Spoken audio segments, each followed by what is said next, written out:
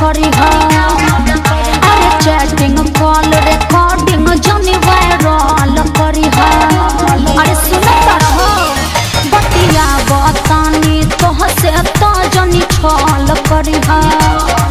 Chatting call recording जनी viral करी हा। मारती है गोली हमार भाई हवे जिदी हो। मारती है गोली हमार भाई हवे जिदी हो। भाई हवे जिदी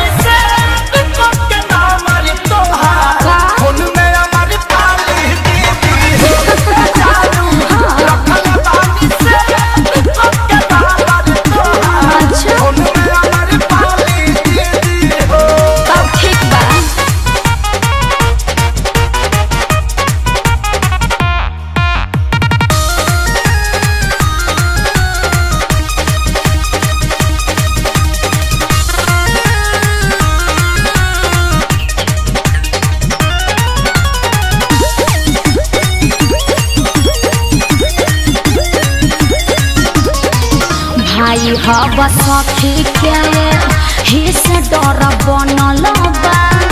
राखी प्राइवेट चक्कर हमनी के चलल बा। अरे ऐसा ही सब दिन चली तब न। भाई हवा सखी के ही से डर बनल बा। राखी प्राइवेट चक्कर हमनी के चलल बा। पार जोनी करी हा जान प्यार क्या परिधि हो। पार जोनी करी हा जानू प्यार क्या परिधि हो। सेब पंके रखले पानी ना मरे तुहार। का? उनमें अमर पानी दीदी हो। अच्छा। रखले पानी सेब पंके ना मरे तुहार। उनमें अमर पानी दीदी हो। हाँ तो अपनी होशियारी से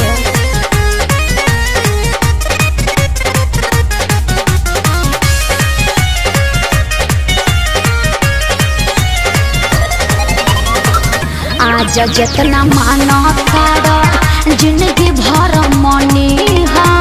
खेसारी के प्यार टम्पारी जानी जानी हा। मन बनो ए आज जितना मान